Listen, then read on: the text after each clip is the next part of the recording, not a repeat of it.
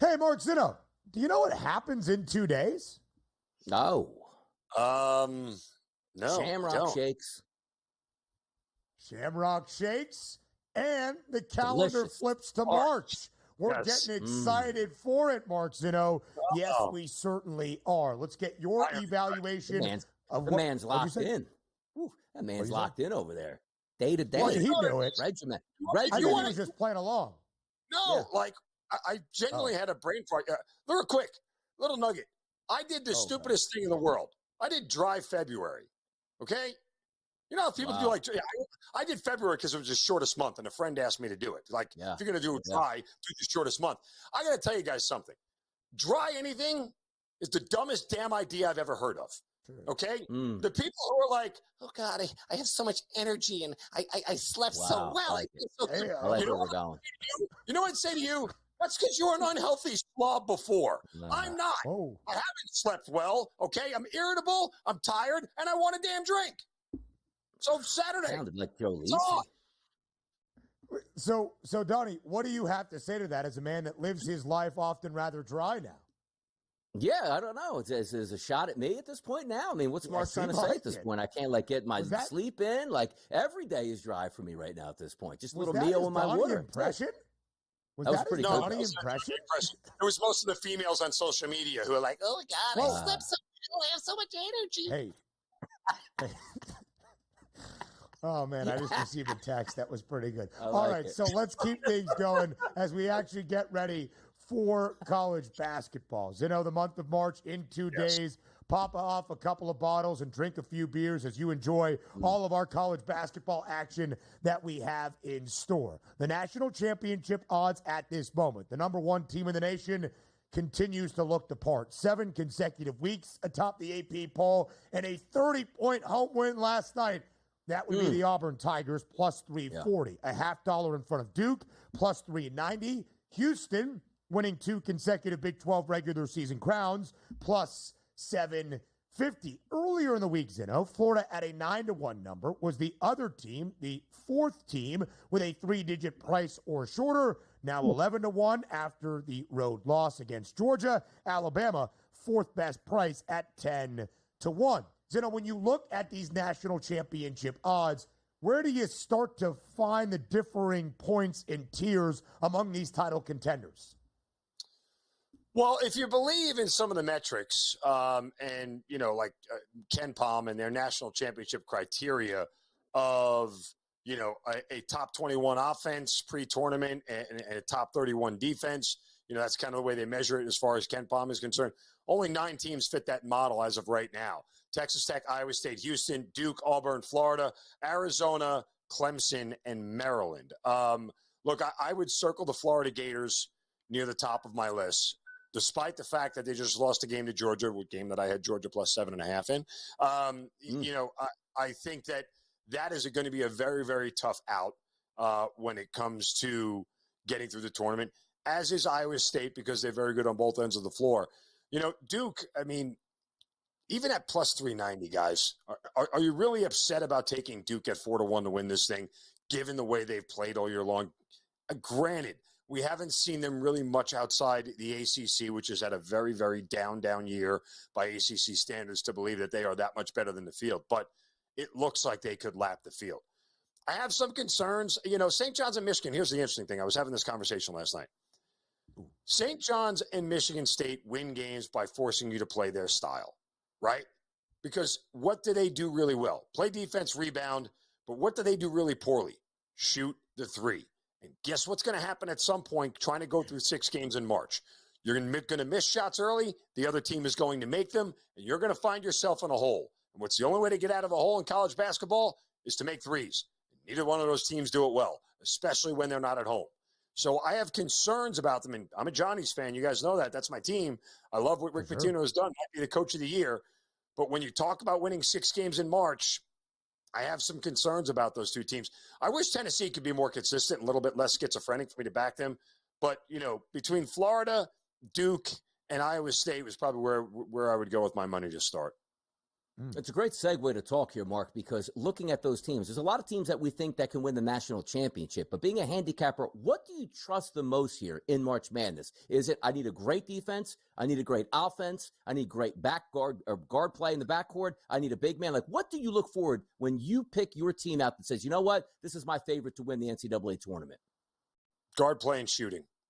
Right? Because in theory, if you play to your percentages from shooting, that's what I can trust the most, particularly from a handicapping standpoint, right? Like I want give me the better shooting team, because as the games unfold, it's academic to say the teams have to make more shots typically when and that's kind of what it boils down to. Like I can trust a team more that can make shots when needed than a team that can't. Yes, defense is great and it's absolutely necessary to win, but teams like when you watched UConn last year, UConn's defense was great, but they just beat you continually making shots. Like they were just that much better on the offensive end, which is why, again, Duke at 4-1 catches my eye, because they're just a really sound shooting team, as is Florida. So that's kind of what I look for. I'll say one more thing real quick about the tournament. Part of me, look, I don't believe that there are 12 or 13 tournament teams out of the SEC. There shouldn't be. That said, I'm very excited for 12 or 13 to get in, because those bottom 4 teams in the SEC that get in, I can't wait to hammer against them in the first round, because they're not tournament teams. They don't belong there. Whoa, the mouth in the South. Wow. A little bit different than what you might expect. Whoa. Because Zinno, as you saw there, 4 of the 6 best prices to win a national championship out of the SEC. We look at the SEC odds for those top teams and how they can make a deep run in the big dance. Auburn, a minus money favorite to get to the Final Four. So, Zinno, my question, well, I guess we don't really have time for a question, but just an interesting evaluation for you in terms of how that SEC might play out in March. 13 teams projected into the tournament field by Joe Lunardi just earlier this week. Would set the all-time record. The old Big East back in 2011 had 11 bids to the NCAA tournament. Even if Mark Zinno does not agree, the SEC should set the new record this season. All right, so let's quickly continue with the SEC, because some strong words from the mouth in the South for a conference that more than likely is going to set a new record for the most bids from a single league to a single NCAA men's tournament. It should be at least 12, which would surpass the old Big East back in 2011 that sent 11 teams to the big dance. Zinno, with a lot of quality, of course, you have some really good quantity as well. We asked the public yesterday, the SEC versus the field to win a national championship, which might sound a little bit difficult at this time. You would obviously take the field, not when you have 4 of the 6 best prices to win a national championship. DRS actually voted for the SEC in that poll. It sounds like to me, Mark, that you would favor the field. You have highlighted Duke. You have highlighted Iowa State. How many teams out of the SEC do you think can actually make a run to the second weekend, Elite 8, perhaps even Final Four, out of the maybe 13 nods they get to the NCAA tournament? 5. Auburn, Alabama, Florida, Tennessee, Missouri. And the only reason Missouri is there is because they can shoot. I mean, again, we were just talking in the break. A&M, prime candidate to go home. That's a team that shoots 41% from the field for a game on the season. Like, that's bad. You like there's an argument that Texas A&M is not one of the best 25 teams in the nation, let alone a team that is going to, that's ranked whatever they are, 17th or 11th, whatever they are. I mean, Kentucky's got way too many defensive flaws. Mississippi, I would give them a little bit of a nod just because offensively, the pace that they play with, but they're so schizophrenic, it's up and down. Again, Mississippi State, don't trust them. I don't think Vanderbilt's good. Arkansas, I don't even think how is Georgia even on the bubble?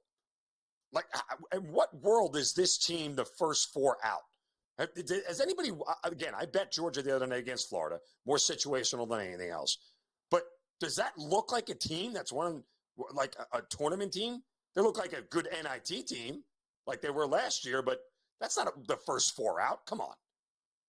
The SEC, very strong. And by the way, yeah, but that's why. I'm not saying I agree. That's why. They have 9 quad 1 opportunities. Like, I mean, that's the weird thing we do. That's the weird thing the committee does. Sorry, guys, but like, they got 3 quad 1 wins, but they got 6 quad 1 losses. Like, we forget that they 11. lost. Yeah, exactly. So it's like, okay. I mean, we're just going to hang the 3 wins up there like the 11 games didn't exist. We'll get the referendum, which I like, which once they're all going to get there, and we'll see how they go through. We can say, didn't deserve to be there or not. But let me ask you this question too, Mark. You look at the SEC, like, iron sharpens iron typically. Do you give a boost, let's just say, to Duke playing in a down ACC where they didn't have to go through the attrition of the regular season? Is that a positive or a negative for a team like the Blue Devils? The only thing that would separate Duke, it's not like Duke is winning games by 4 and 5 in the ACC. They're beating the ever-loving snot out of everybody. Like, 3 minutes into the game, the other team may as well just quit. Just go home. Like, they don't stand a chance.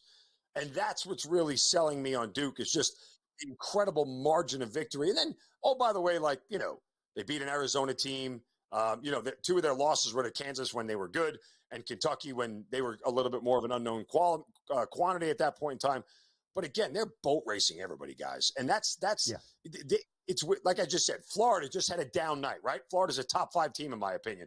They had a down night on the road against Kentucky. When has Duke had a down night on the road against anybody? Not even Clemson was it a down night. Clemson just played their tails off and won a game. But, they just smoked Illinois by 40. Come on. This team laps the field, and it's crazy to see how much better they are.